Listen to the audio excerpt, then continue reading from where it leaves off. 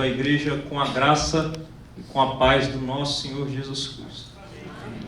Amém? Olhe para o rosto de cada um e vejo grandes privilegiados por poderem estar na casa do Senhor. Que maravilha!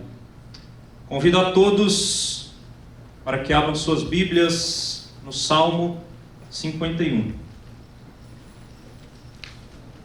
Salmo 51.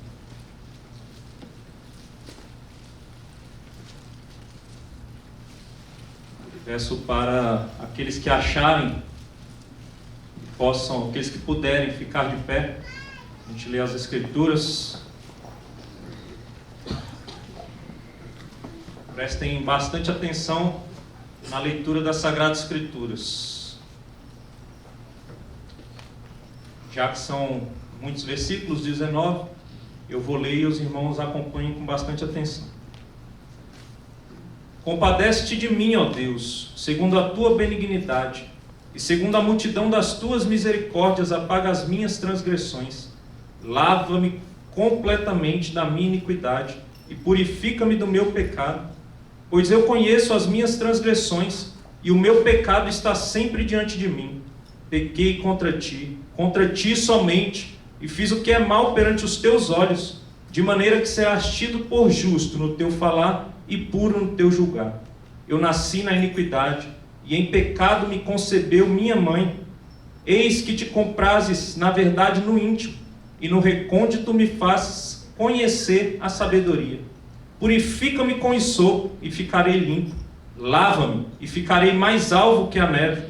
Faze-me ouvir júbilo e alegria, para que exultem os ossos que esmagaste. Esconde o rosto dos meus pecados, e apaga todas as minhas iniquidades. Cria em mim, ó Deus, um coração puro, e renova dentro de mim um espírito inabalável. Não me repulses da tua presença, nem me retires o teu Santo Espírito. Restitui-me a alegria da tua salvação, e sustenta-me com um espírito voluntário. Então ensinarei aos transgressores os teus caminhos, e os pecadores se converterão a ti. Livra-me dos crimes de sangue, ó Deus, Deus da minha salvação, e a minha língua exaltará a tua justiça. Abre, Senhor, os meus lábios, e a minha boca manifestará os teus louvores. Pois não te comprazes em sacrifício, do contrário eu te daria, e não te agradas de holocaustos. Sacrifícios agradáveis a Deus são o espírito quebrantado, coração compungido e contrito. Não o desprezarás, ó Deus. Faze bem a Sião, segundo a tua boa vontade. Edifica os muros de Jerusalém, então te agradarás dos sacrifícios de justiça e dos holocaustos e das ofertas queimadas, e sobre o teu altar se oferecerão louvores. Oremos mais uma vez. Senhor Deus, eterno Pai, eis aqui, Pai, diante do Senhor, a tua igreja, Pai. Eis aqui, Pai, diante do Senhor, Pai, pecadores, Pai, que necessitam do Senhor. Eis aqui, Pai, diante do Senhor, Pai, ovelhas, Pai, que buscam, Pai, o bom pastor, Pai. Deus, fale aos nossos corações nesta noite, nós te pedimos. Exalta o nome de Cristo, Pai, na pregação da tua palavra, Pai.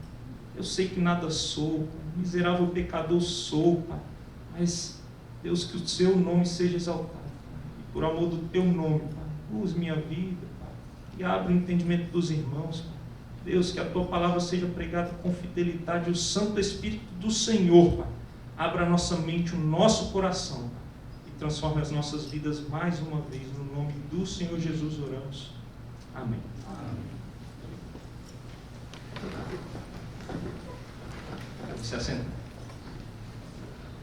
Amados irmãos, segundo uma pesquisa do Datafolha desse ano de 2016, o número de evangélicos no Brasil soma um total de 29% da população brasileira. Esse número teve um crescimento exponencial de 2010 para cá. De 2010 para cá são 7 pontos percentuais o crescimento do número de evangélicos no Brasil hoje. Imaginem só, uma população gigantesca como é a do Brasil, 7% é muita coisa.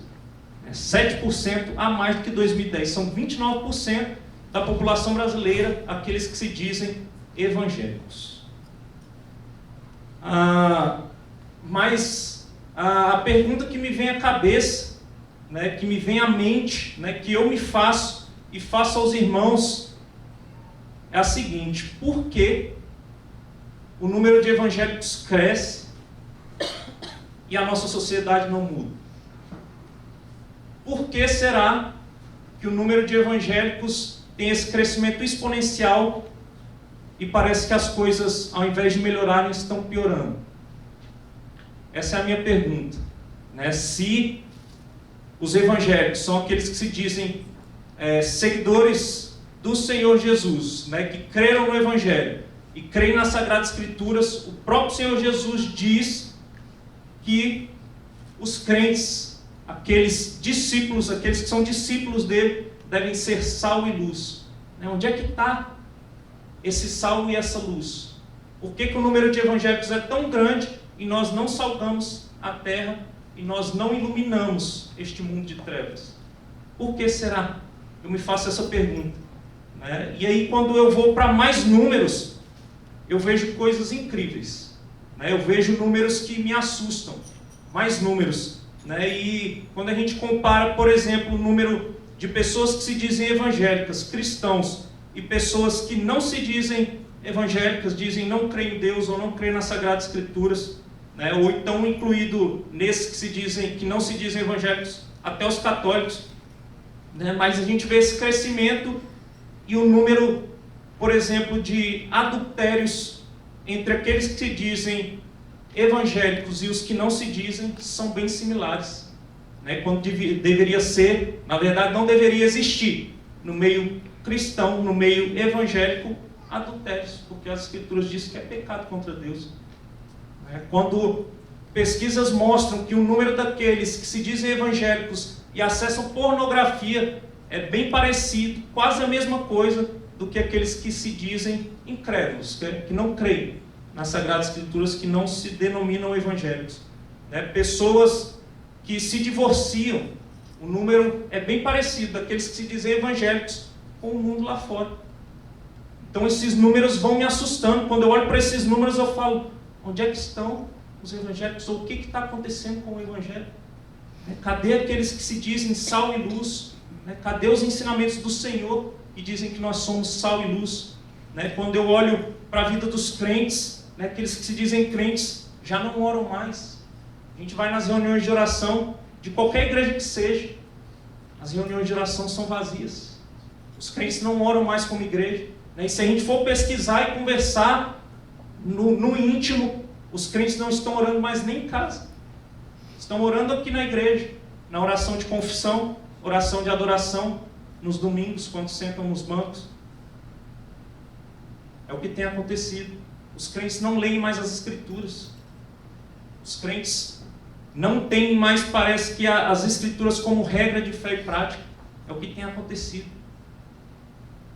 Esses números assustam, de fato nos assustam muito, quando a gente vai para uma roda de pessoas que se dizem evangélicas e os assuntos não são sobre as coisas de Deus. Não que a gente não possa conversar sobre outras coisas, mas parece que nunca é sobre as coisas de Deus. Parece que a gente conversa sobre tudo na semana, mas não conversa sobre as coisas de Deus. Pouco se fala em evangelizar pessoas dentro das igrejas hoje. Então esse tem sido o evangelho que tem sido apresentado. Jovens nas igrejas, a gente já não sabe discernir ou distinguir quem são jovens que se dizem evangélicos e os que não são, porque é a mesma coisa, as práticas são as mesmas, os lugares onde são frequentados são os mesmos, as roupas que usam são as mesmas, as mulheres, por exemplo, nas igrejas, a gente vê a mesma sensualidade lá de fora. Então isso tem acontecido dentro da igreja, isso tem acontecido no meio daqueles que se dizem evangélicos. E a minha pergunta, a grande pergunta é, o que tem faltado? O que tem faltado para os evangélicos, ou os que se dizem evangélicos? Meus irmãos, muitas podem ser as respostas. A gente pode dar aqui mil e uma respostas, e motivos, mas todos vão culminar em um só. E eu tenho convicção disso, de que o que falta para os crentes, ou os que se dizem crentes de hoje, é um verdadeiro arrependimento. É o que tem faltado para a igreja, o verdadeiro arrependimento. Esse texto que a gente leu, o Salmo 51, é maravilhoso, né? E o pano de fundo dele está lá em 2 Samuel, capítulo 11, né? Onde a gente vê o grande pecado do homem segundo o coração de Deus, Davi. Né? As Escrituras nos contam que Davi era rei de Israel e ele costumava ir para as batalhas junto com o seu povo. Costumava ir com o exército de Israel para as batalhas. Né? E o povo de Israel estava ganhando muitas batalhas, estava conquistando terra. Era um povo que estava se fortalecendo cada vez mais porque o Senhor era com eles. E em certa feita, numa batalha contra os amonitas, Davi resolveu ficar em Jerusalém enquanto o povo, na verdade o exército de Israel, foi para a guerra contra os amonitas. E o povo foi, o exército de Israel foi para essa guerra, mas Davi resolveu ficar. E certo dia Davi, passeando no seu palácio, ele avistou uma mulher tomando banho. Uma mulher muito formosa, diz as Escrituras. Essa mulher era Batseba. E ele mandou que trouxessem Batseba e ele coabitou com Batseba. Só que tem um detalhe, na verdade vários, mas um grande detalhe. Batseba era casada. Era casada com Urias, era esposa de Urias, soldado do exército de Israel. E Davi coabitou com ela, cometendo o pecado de adultério. E Batseba foi embora para sua casa e dias depois deu a notícia para Davi de que estava grávida. Batseba engravidou. E aí olha só como é que funciona o pecado. Davi cometeu um grande pecado e um pecado vai puxando o outro. E foi o que aconteceu com Davi. Davi ele fez o seguinte: ao invés de confessar o pecado dele, dizer que pecou, se arrependeu, o que Davi fez? Falou: chame Urias. Mandou chamarem Urias da batalha. E Urias veio, como um servo obediente, como um soldado obediente ele veio. E Davi tentou fazer com que Urias fosse para sua casa para coabitar com sua esposa, para que achassem que o filho era dele. Só que Urias era tão fiel que ele disse: como posso eu, o exército estando na batalha, eu aqui, ir para minha casa me deitar com minha esposa? E dormiu lá em Jerusalém mesmo. Não foi para a sua casa. Davi tentou mais uma vez, o pecado vai cegando Davi, ele vai ficando cego e vai pecando cada vez mais, vai piorando as coisas, e Davi tenta embriagar Urias para que ele fosse para sua casa e deitasse com sua esposa. E o que aconteceu? Urias não foi. Então, pelas mãos de Urias, Davi escreve uma carta para o comandante do exército, que era Joabe, e nessa carta estava escrito, era uma ordem para que Joabe colocasse Urias na linha de frente da batalha, desprotegido, para que morresse pelas mãos dos amonitas. Então o pecado de Davi foi tão grande, e ele foi cometendo cada vez mais o pecado, e puxando mais pecado, ele comete depois o crime, o pecado de assassinato. Pelas mãos dos amonitas, Davi assassinou Urias. E esse é o pano de fundo que a gente tem desse Salmo 51. Davi depois se casa com Batseba, e aí ele vivendo, achando que ninguém tinha visto esse pecado, mas o Senhor vê todas as coisas. E o Senhor manda o profeta Natan para que vá até Davi, e eu não vou me delongar na história, mas no fim dela, Natan aponta para Davi e fala: você pecou, você é pecador. E o coração de Davi muito se entristece.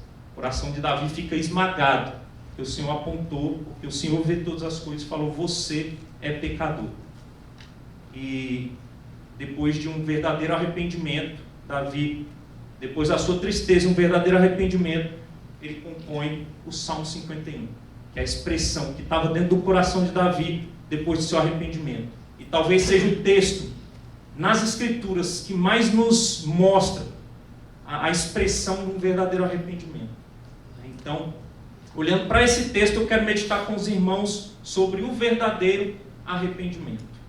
O verdadeiro arrependimento. E o verdadeiro arrependimento, ele tem que fazer parte da vida do cristão. Porque a fé, a conversão verdadeira, ela está intimamente ligada ao arrependimento. Não há fé verdadeira se não houver arrependimento. Então, deve fazer parte da vida do cristão. E a gente vai ver as características do verdadeiro arrependimento. E, em primeiro lugar, o que o texto nos mostra é que o verdadeiro arrependimento, uma característica dele é a confissão.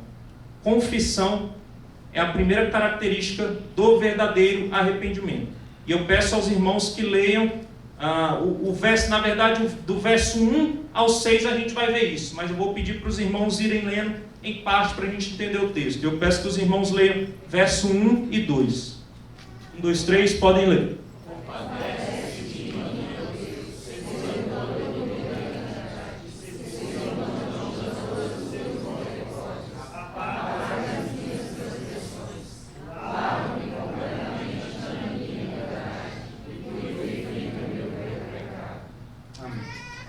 Eu quero destacar para os irmãos, primeiramente, que do verso 1 ao 5, aparecem 9 vezes palavras que dizem respeito ao pecado de Davi.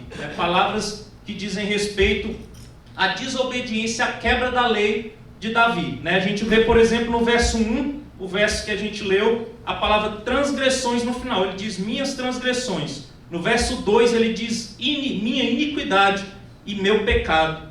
No verso 3 ele diz, minhas transgressões, e também diz, meu pecado. No verso 4 ele diz, pequei contra ti, e diz também, e fiz o que era mal.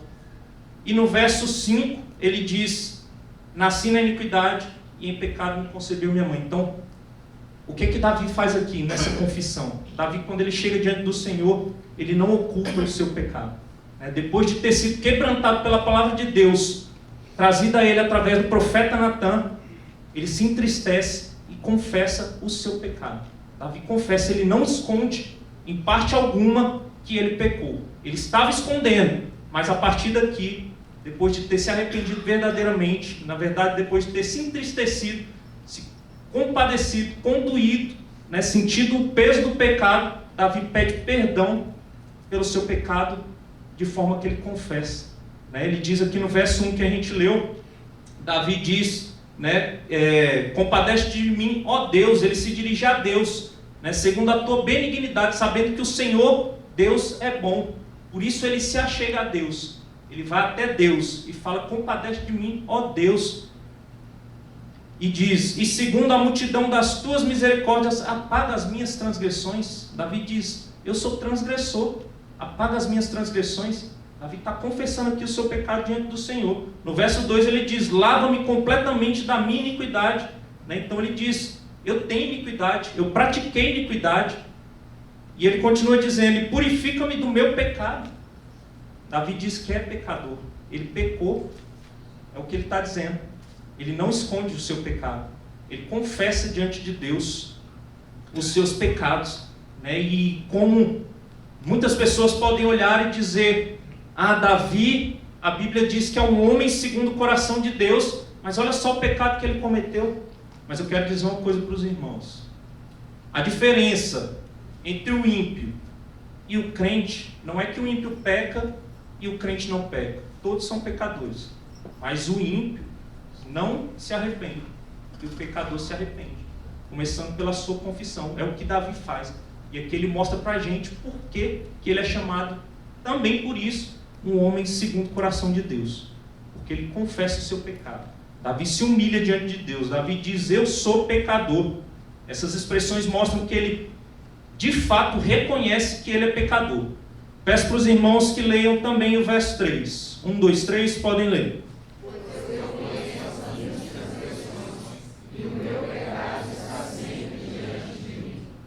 Olha o que Davi diz, para afirmar, para confirmar nessa confissão dele. Ele diz, eu conheço as minhas transgressões. Davi sabe que ele é pecador e que ele pecou. Ele conhece e coloca diante de Deus. E ele diz, o meu pecado está sempre diante de mim. Lembrando que Davi, ele não deixa de ser crente aqui. Davi é um homem crente, mas caiu. Caiu e ele diz, depois de ter caído e visto que pecou de fato, depois da palavra ter vindo de encontro ao coração dele, ele diz, o meu pecado está diante de mim. Assim é na vida do crente, aquele que peca contra o Senhor, ele olha para o pecado dele e ele vê que o pecado está diante dele. Ele se sente envergonhado por conta do pecado dele. É o que acontece com Davi. Verso 4. 1, 2, 3.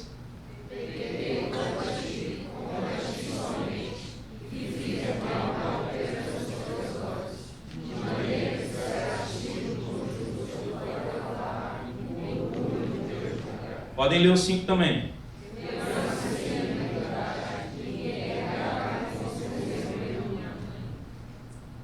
Meus irmãos, esses versos são muito interessantes também. A gente tem que analisá-lo e ver características dessa confissão de Davi. Davi, ele já reconheceu a sua culpa, ele disse que é pecador e agora ele diz contra quem ele pecou. Ele está confessando o seu pecado, ele diz: eu sou pecador de fato, e eu pequei contra Deus, eu pequei contra o Senhor. E essa é a maior gravidade dos nossos pecados. Ele não cita aqui Batseba, ele não cita Urias, ele cita o pecado dele contra o Senhor. Vocês já pararam para pensar que é porque a gente peca contra o Senhor que nós merecemos a condenação eterna? Vocês já pararam para pensar no peso do pecado? Vocês já pararam para pensar em como o pecado é sério? A gente, quando peca, a gente peca antes de qualquer coisa contra o Senhor Deus, Criador dos céus e da terra. O Deus que a gente cantava aqui, no momento dos cânticos, que é santo. Ele é santo, santo, santo. É contra esse Deus que a gente peca. Um Deus que é eterno. E por isso a condenação do pecado, do pecador para o pecador, é uma condenação eterna, porque ela é contra um Deus eterno. E Davi, ele reconhece isso, ele diz: pequei contra ti somente. Então, a primeira coisa que Davi faz na sua confissão não é transferir o seu pecado para ninguém. E ele diz: eu estou pecando contra o Senhor. Ele diz: o pecado é meu e é contra o Senhor. Ele não diz: Batseba me seduziu. Ele não diz: Senhor, mas eu estava sozinho. Ele não diz: mas quem mandou ela ir tomar banho lá? Não é isso que acontece. Davi, ele diz: Deus, o pecado é meu e eu pequei contra ti. E olhando para o que Davi faz e expressa neste salmo, assim a gente deve confessar os nossos pecados. A gente deve entender que nós somos pecadores, devemos entender que somos de fato pecadores, não transferir a nossa culpa e dizer para Deus, quando você peca, confessar diante de Deus que você é pecador e confessar o seu pecado. Eu não sei se os irmãos já ouviram falar de um filósofo suíço, depois ele foi para a França, chamado Jean-Jacques Rousseau. E ele fortaleceu, muitos atribuem a ele essa frase que diz: o homem é produto do meio.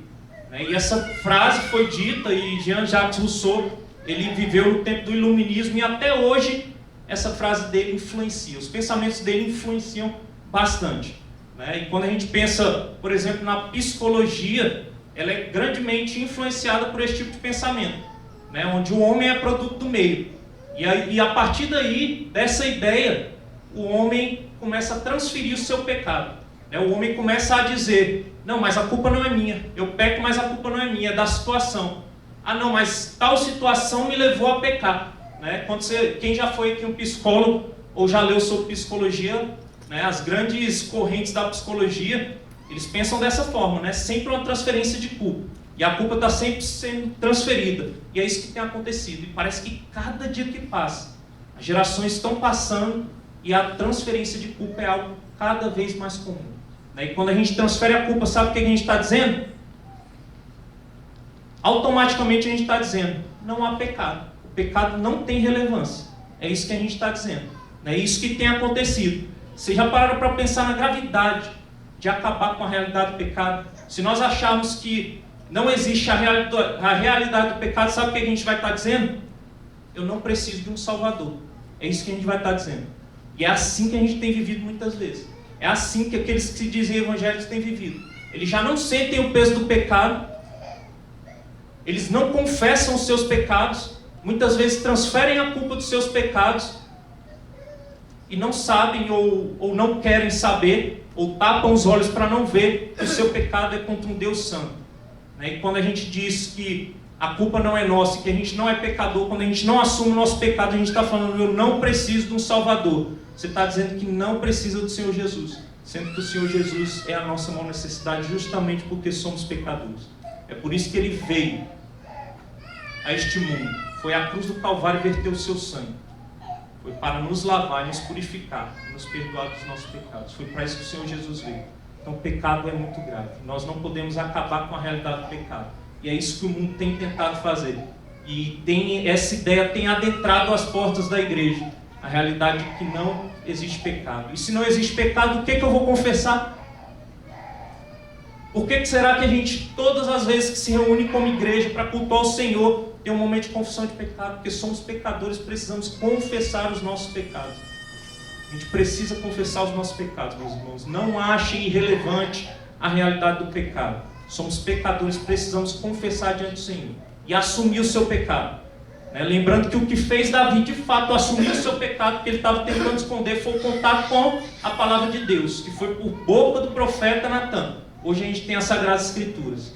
Leiam suas Escrituras, que elas vão te sensibilizar em relação ao pecado. Vocês vão entender, nós vamos entender. Eu preciso, vocês precisam, nós precisamos de entender quem é Deus e quem somos nós. E aí nós vamos confessar os nossos pecados. De fato, foi isso que Davi fez. E no verso 6, no verso 5, na verdade, ele diz, eu nasci na iniquidade. Ele conhece a natureza má dele, ele sabe que ele é pecador. E ele diz, e em pecado me concebeu a minha mãe. Ele sabe que ele é pecador desde a mais tenra idade. Assim somos nós. Nós somos pecadores e carecemos do Senhor Jesus. Por isso nós temos que confessar os nossos pecados. A gente tem que ir diante do Senhor, como Davi o fez aqui, dizendo, eu sou pecador, desde a mais tenra idade eu sou pecador. O pecado é meu e é contra o Senhor, Deus, é contra um Deus santo. É isso que nós temos que fazer. Nós temos que confessar os nossos pecados. Até porque no verso 6 ele diz, eis que te compraz na verdade no íntimo. O Senhor Deus conhece o coração do pecador. O Senhor Deus conhece o meu coração, Ele sabe o que está aqui no íntimo. Ele sabe o seu. Não adianta querer esconder o pecado do Senhor, você deve confessar o seu pecado. Nós devemos confessar os nossos pecados. Tanto que lá no livro de 2 Samuel, no capítulo 11, que é o pano de fundo que a gente leu no último versículo 27, está lá registrado. Isto que Davi fizera foi mal aos olhos do Senhor. O Senhor vê os nossos pecados. Não adianta querer esconder. Confesse o seu pecado. Confessemos os nossos pecados diante do Senhor. É por isso que João, lá na primeira carta de João, capítulo 1, verso 9, diz, se confessarmos os nossos pecados, Ele é fiel e justo para nos perdoar os pecados e nos purificar de toda injustiça. O Senhor nos perdoa dos nossos pecados, por isso confessemos os nossos pecados. É tolice você querer esconder o seu pecado. É tolice eu querer esconder o meu pecado. Nós devemos confessar diante do Senhor os nossos pecados. Essa é a primeira característica do verdadeiro arrependimento.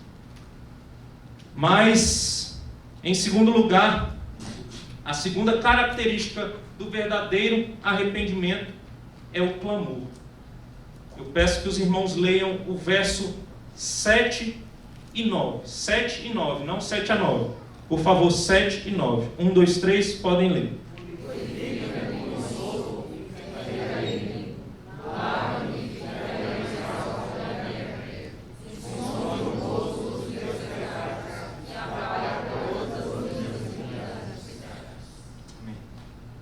Quando Davi diz aqui, purifica-me com hisopo e ficarei limpo, ele está dizendo o seguinte, o hisopo era muito conhecido daquele tempo. O hisopo era uma planta onde ela era usada para ser mergulhada no sangue ou na água para rituais de purificação, de leprosos ou de pessoas que tivessem tido contato com defunto. Era para isso que servia o hisopo, e para rituais, cerimônias no geral de purificação. Então eles molhavam o hisopo e borrifavam água ou sangue. Era para isso que era usado. Então ele usa o hisopo para dizer, assim como era feito com os leprosos, com aqueles que precisavam ser purificados, nesses rituais de purificação, Senhor, me purifica. Davi começa o seu clamor aqui, dizendo, Deus, me purifica. Ele entende que ele é pecador, ele confessa seu pecado, mas ele vai clamar ao Senhor. E ele diz, Deus, me purifica. Senhor, eu preciso ser purificado. Eu preciso ser purificado pelo Senhor. E ele diz, e ficarei limpo. E ele diz na segunda sentença desse mesmo verso, lava-me e ficarei mais alto que a neve. Né? Aqui a gente tem, né, assim como outros versículos acima a gente tem, mas aqui fica muito claro, a gente tem um paralelismo. Né? O paralelismo é uma característica da poesia hebraica, onde a primeira sentença e a segunda têm a mesma ideia, só com palavras diferentes. E é isso que ele faz aqui. Né? Então ele usa esse paralelismo para dizer o seguinte para o Senhor: Deus, eu preciso ser purificado. Né? Lava-me com sopo e eu ficarei limpo. Ele diz na segunda sentença, lava-me e ficarei mais alto que a neve. É a mesma ideia. Ele precisa ser purificado pelo Senhor. É isso que Davi está dizendo. Né? Além de confessar o seu pecado, agora Davi clama por purificação. Ele está dizendo, Deus, me purifica. O Senhor pode me purificar. Né? Ele reconhece que é pecador, ele reconhece que é miserável, mas ele clama para um Deus que é benigno, como a gente vê lá no verso 1. Um Deus que é poderoso e pode nos perdoar. No verso 9, que a gente leu também, ele diz, esconde o rosto dos meus pecados e apaga todas as minhas iniquidades. Ele sabe que Deus é um Deus perdoador. Esse Deus, ele é um Deus imutável. Assim como ele é perdoador aqui para Davi, no Antigo Testamento, ele é para nós hoje. Ele é um Deus que perdoa. Lembrando de novo que foi por isso que ele enviou Cristo Jesus, para que pudéssemos ser perdoados. E Davi clama ao Senhor, para que o Senhor o perdoe. Peço para os irmãos que leiam o verso 8. 1, 2, 3, podem ler.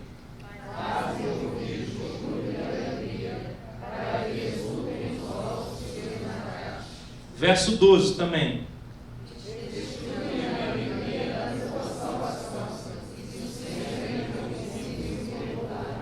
Amém. Olha só o que Davi está fazendo aqui no seu clamor. É uma característica do clamor.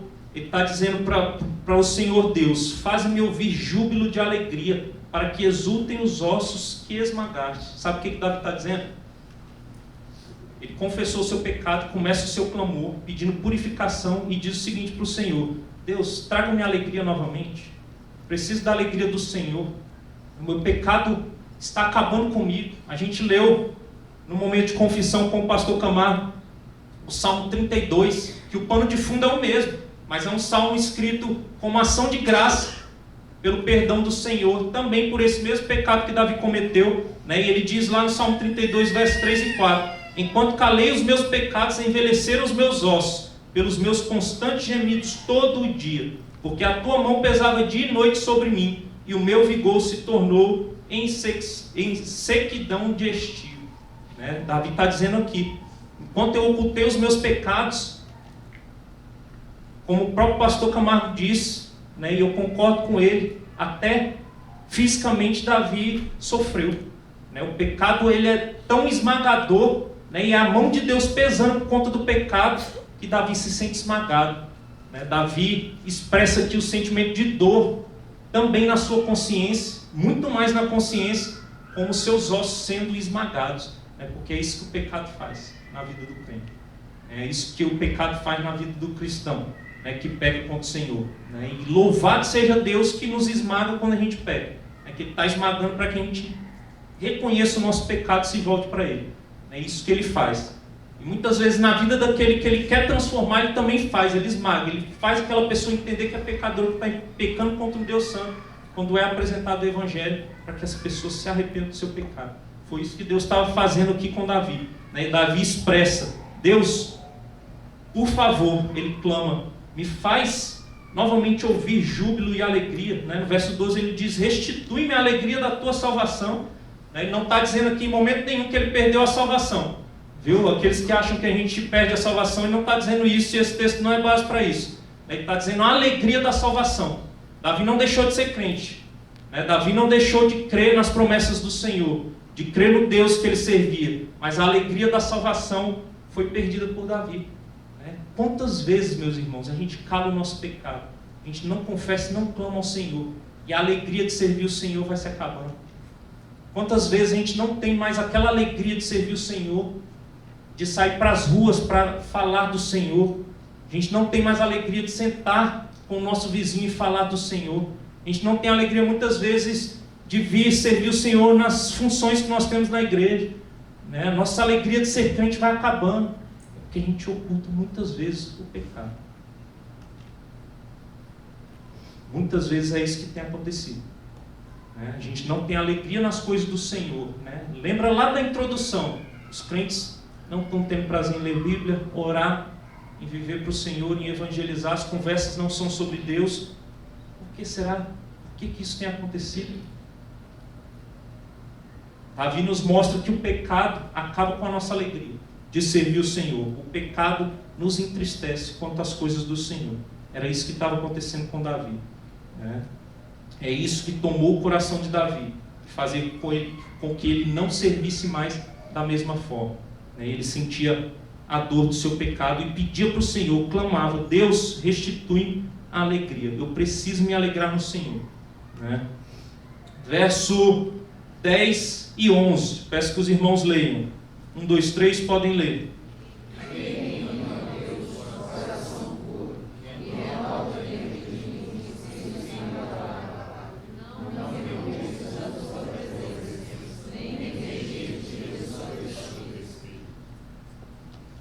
Amados irmãos, Davi nos mostra aqui que ele clama ao Senhor, e nós devemos clamar, porque ninguém que está aqui neste momento, nenhum ser humano pode mudar o seu próprio coração. Nenhum ser humano pode mudar a si mesmo. Nenhum ser humano que um dia entendeu o Evangelho de Cristo foi por conta de ele ser melhor do que os outros. É unicamente por graça. É justamente por entender que Deus é soberano, que é Deus quem age. Como diz Paulo lá em Filipenses 2,13, é Deus quem efetua em nós, tanto querer como realizar. É por já saber disso que Davi diz: Deus, cria em mim um coração puro. Ele pede para que o Senhor crie nele um coração puro, porque ele sabe que ele não pode mudar a si mesmo. Ele sabe que se não for o Senhor a agir nele, o Espírito Santo a agir nele, não há arrependimento. Então ele diz: Deus, cria em mim um coração puro. É o que ele pede. Nós devemos clamar dessa forma. Nós não podemos nos mudar, nós devemos confessar e clamar: Deus, muda o meu coração. Se a gente enxerga pecado, sente sentido a tristeza do pecado nas nossas vidas, o peso, a falta de alegria, a gente deve clamar ao Senhor: Deus, muda o meu coração, renova dentro de mim um espírito inabalável. É o que Davi faz, porque ele sabe que não pode mudar a si mesmo. Ele diz no verso 11: não me repulses da tua presença, nem me retires o teu Santo Espírito. Talvez quando Davi estava dizendo isso, ele estava olhando para a vida de Saul, que tinha sido levantado rei de Israel, e no final do seu reinado o Senhor retira o Espírito Santo de Saul. E é quando Saul comete as maiores atrocidades, e governa mal o povo de Israel. Talvez ele estivesse olhando e falando: Deus, não faça como o Senhor fez com Saul, não me retire o teu Santo Espírito. E olhando para o que o Senhor faz aqui com Davi, nós devemos olhar para nós também, para as nossas vidas, devemos clamar para que o Senhor não nos tire a presença dEle, não nos devolva essa alegria e nos mantenha aceso o coração, cheios do Espírito Santo. É o que a gente deve clamar para o Senhor, porque é o Espírito Santo que nos convence, é o Espírito Santo que nos direciona, é o Espírito Santo que ilumina as nossas mentes para que entendamos os caminhos do Senhor e vivamos nos caminhos do Senhor. E entendendo, vivendo nos caminhos do Senhor, a gente se alegra no Senhor. A gente vive para o Senhor intensamente. A gente dá a nossa vida entendendo que Cristo deu a sua vida por nós. É somente com a ação do Espírito Santo. Então Davi aqui clama, e nós devemos clamar também: Deus, dai-nos o teu Santo Espírito. Nós precisamos do Espírito Santo. Nós não podemos mudar a nós mesmos. Paulo diz lá em 1 Coríntios 2,14: ora, o homem natural não aceita as coisas do Espírito de Deus, porque eles são loucura, e não pode entendê-las, porque elas se discernem espiritualmente. O homem natural não pode entender as coisas de Deus. Ele necessita do Espírito Santo. É o Espírito Santo agir nele. É quando o Espírito Santo age no coração do pecador que ele se converte ao Senhor. É quando o Espírito Santo age no coração do pecador que já crê no Senhor e foi regenerado, que ele entende o seu pecado, que ele confessa o seu pecado, que ele é transformado, que ele se arrepende verdadeiramente. Sejamos como Davi, clamemos pela intervenção do Espírito Santo nas nossas vidas, pois nós não podemos fazer nada sem a intervenção do Espírito Santo. Nós carecemos. Davi mostra aqui uma grande dependência do Senhor, quando ele diz: Deus, cria em mim um coração puro, renova dentro de mim um espírito inabalável. Não repulse de mim, não me repulse da tua presença, ele diz, nem me retires do teu Santo Espírito. Que esse seja o nosso clamor diante do Senhor. Quando olharmos para os nossos pecados e confessarmos diante do Senhor, clamemos, meus irmãos, clamemos. Né? E como, se não bastasse, para finalizar, Davi nos mostra neste salmo que, além de o verdadeiro arrependimento ter como característica a confissão e o clamor, característica do verdadeiro arrependimento, a terceira característica é a frutificação. Peço que os irmãos leiam para mim verso 13 a 15, do verso 13 ao 15. Podem ler.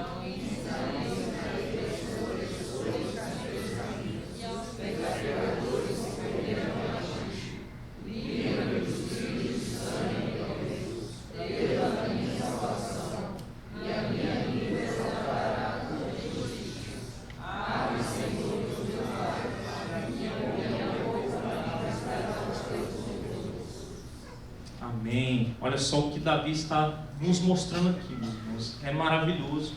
Quando eu leio esse texto, meu coração treme diante das Sagradas Escrituras. Davi, ao confessar e aclamar, o verdadeiro arrependimento tem essa característica, mas tem também a frutificação. A vida daquele que verdadeiramente se arrepende é transformada. Não tem outro resultado. No verdadeiro arrependimento, a vida daquele que se arrependeu é transformado.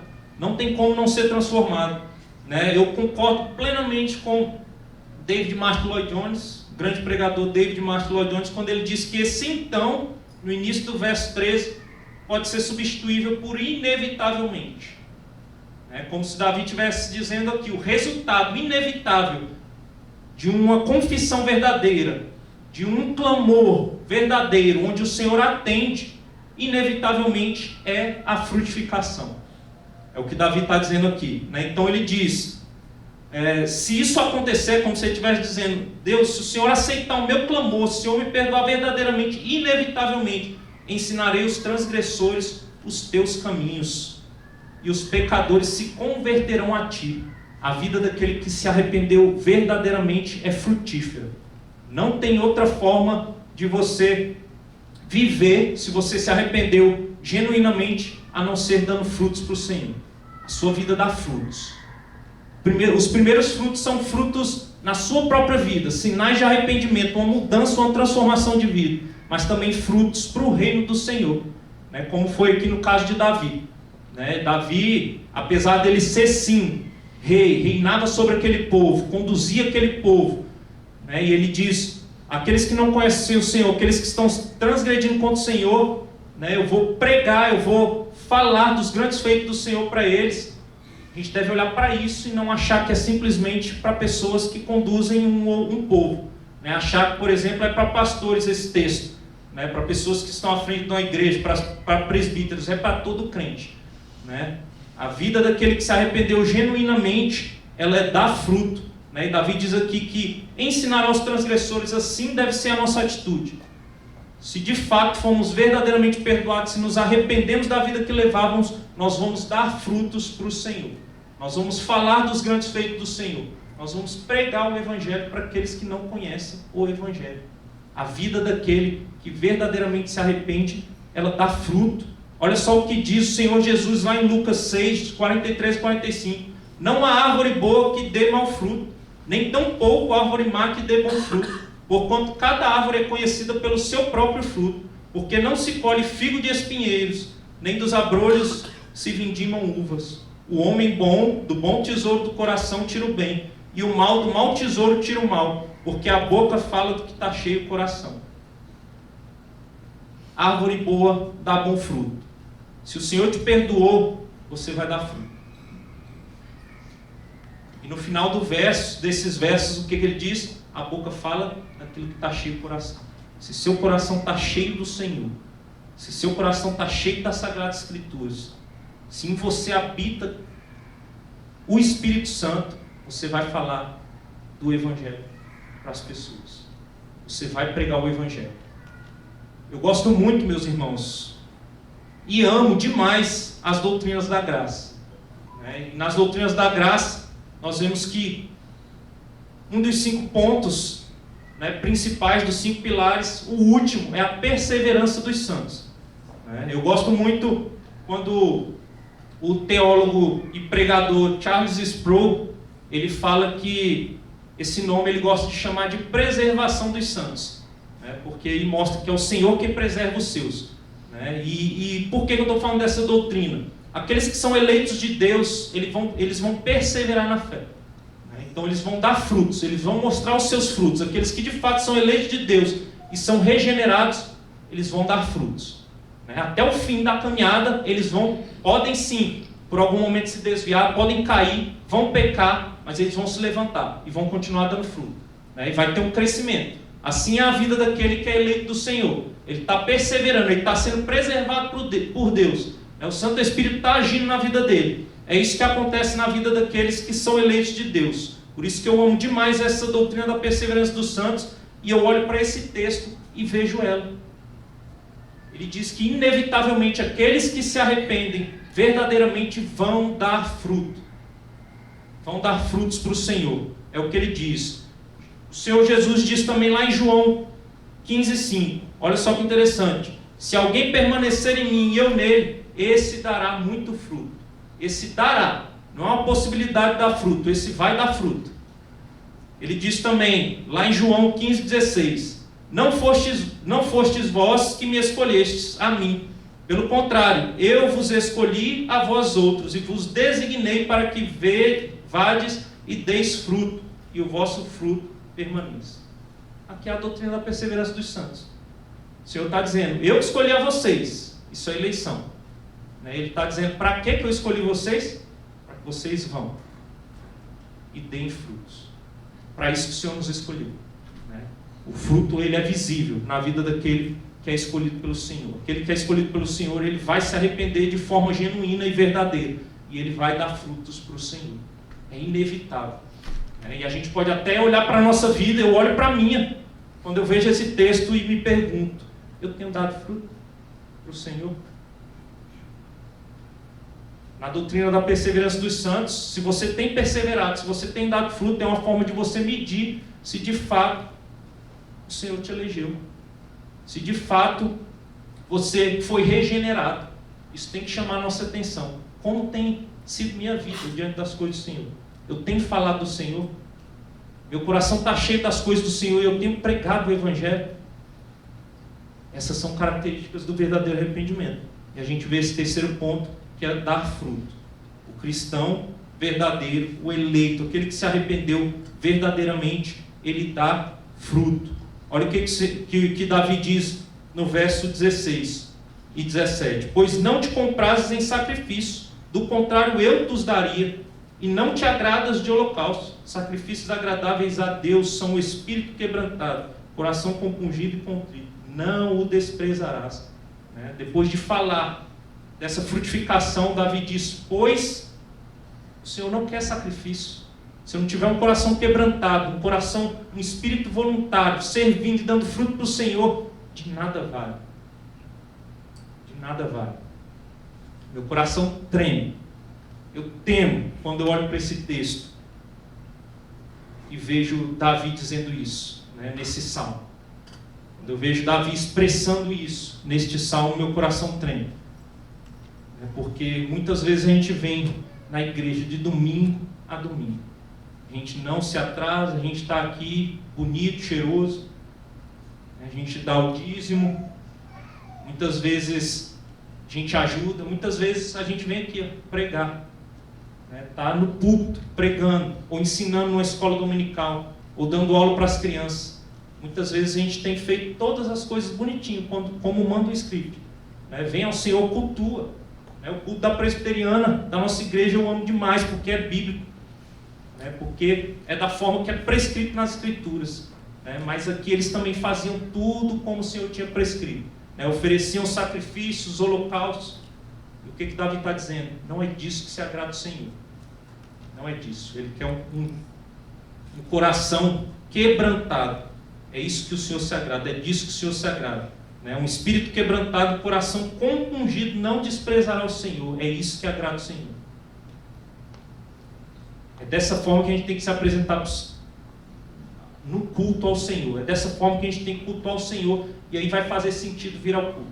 E aí vai fazer sentido vir adorar o Senhor. Não adianta nós não confessarmos o nosso pecado, não nos arrependermos e estarmos diante do Senhor. Não adianta. Né? E nos últimos versos, ele diz, 18, 19, faze bem a Sião segundo a tua boa vontade, edifica os muros de Jerusalém. Verso 18 ele diz isso. Aqui nós temos uma grande discussão. Né? Se estudiosos dizem que esses dois últimos versos foram acrescentados no período pós-exílico, né? Que não fazem parte do salmo escrito por Davi, foram acrescentados depois e aqui estão registrados, né? Por causa da linguagem, quando fala faze bem a Sião, segundo a tua boa vontade, edifica os muros de Jerusalém, né? Por essa linguagem, alguns julgam não fazer parte do salmo que Davi tinha composto, né? Mas outros vão dizer que de fato faziam parte do salmo que Davi tinha composto, né? E era Davi, por ser rei, ter pecado, ele está dizendo, restabelece esse povo, Deus, está orando pelo povo, né? Então deixo bem claro aqui para os irmãos, né, que tem essa discussão, mas independente da discussão, a gente tira uma grande aplicação, né? Quando ele diz no verso 19, então te agradarás do sacrifício de justiça, dos holocaustos e das ofertas queimadas, e sobre o teu altar se oferecerão novilhos. Né? O que ele está dizendo aqui é o seguinte, se essas coisas acontecerem, se houver um verdadeiro arrependimento, e nós andarmos nos caminhos do Senhor verdadeiramente, com corações, com o espírito quebrantado, coração compungido diante do Senhor, o Senhor vai se agradar do nosso sacrifício. Aí sim eles poderiam ir lá, oferecer o seu sacrifício. Aí sim ia fazer sentido eles cultuarem como cultuavam o Senhor. Eles nunca deixaram de cultuar. Mesmo desagradando o Senhor no íntimo, eles não deixaram de cultuar. Né? Assim somos nós. Se nós nos arrependemos verdadeiramente, tivermos corações quebrantados diante do Senhor, Ele vai aceitar o nosso louvor, vai aceitar o nosso culto, vai fazer sentido. Nós vimos à igreja adorar o nosso Deus, viver uma vida de culto ao Senhor. Diante desse texto, diante deste salmo, nós tiramos conclusões. Tiramos grandes conclusões. Né? Que nós precisamos nos arrepender genuinamente.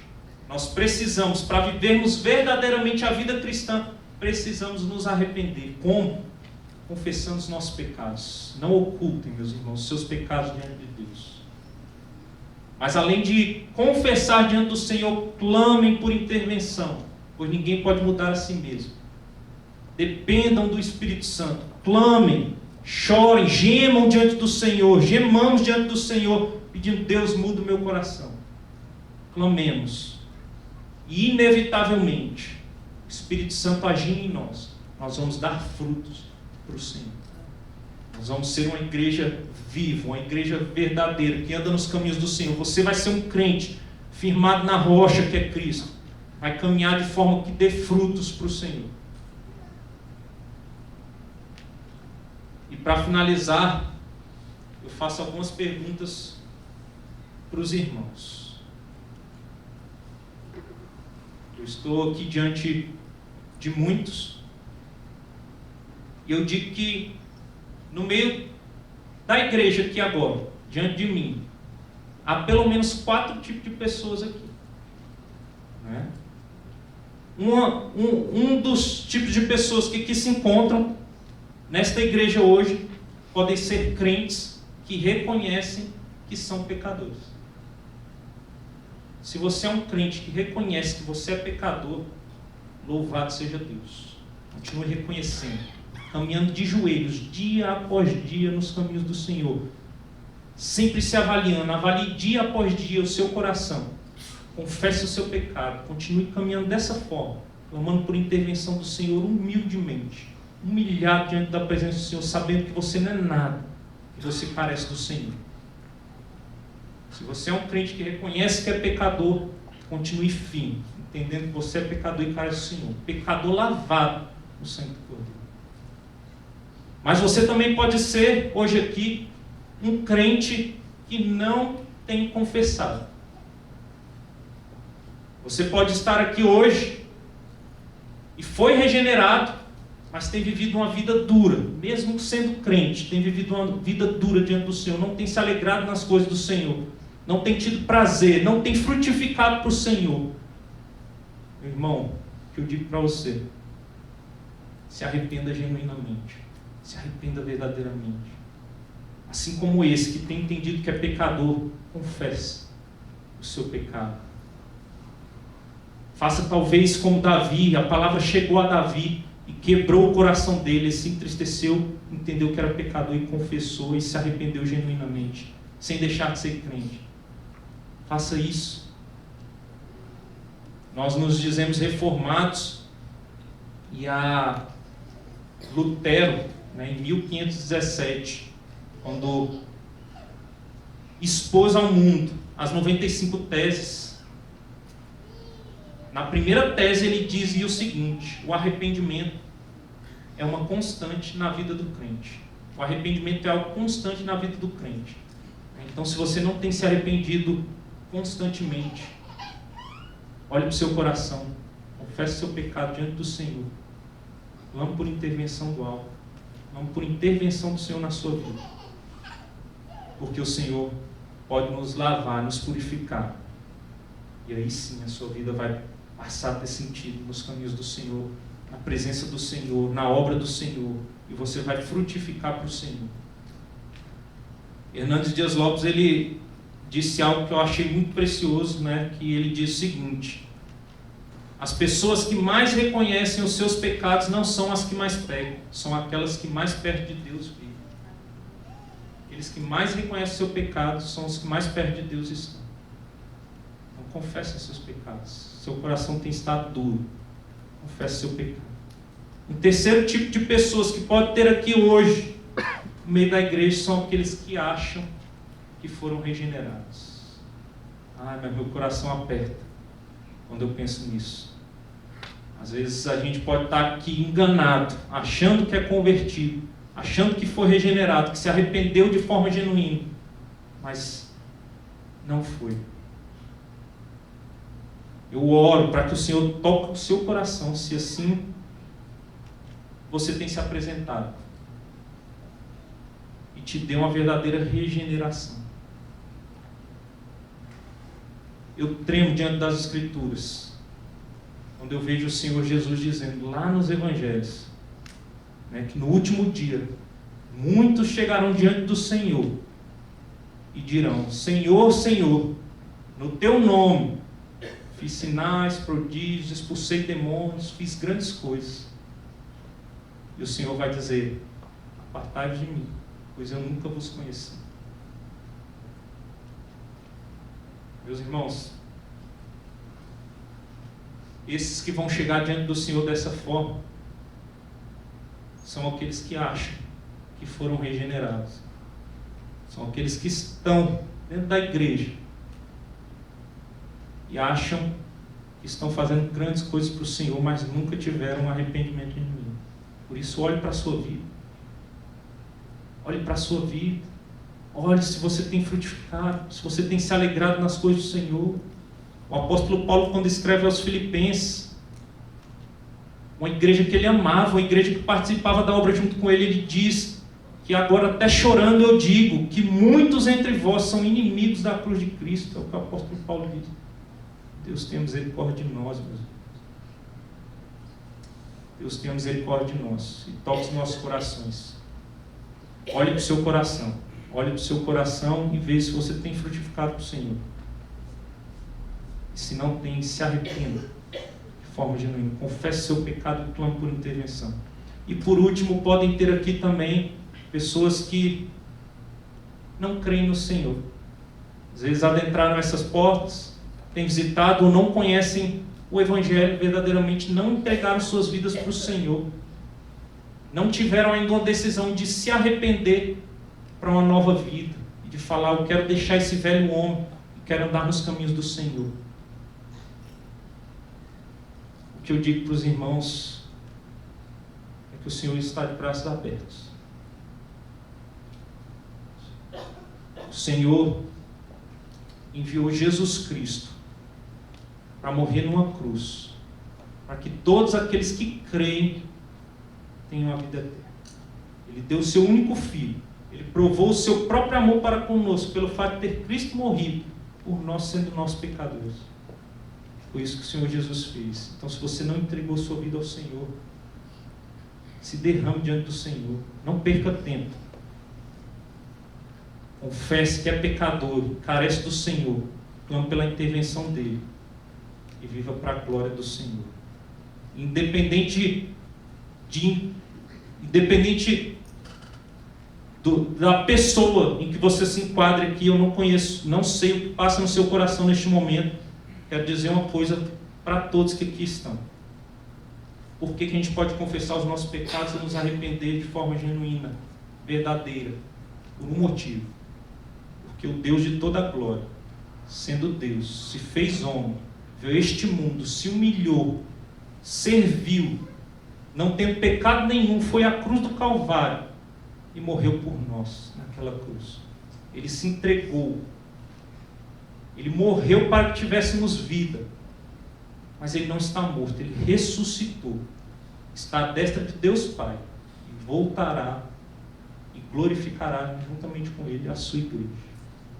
Não percam tempo, meus irmãos. Se arrependam diante do Senhor. Nos arrependamos genuinamente e vivamos para a honra e glória do Senhor. Oremos.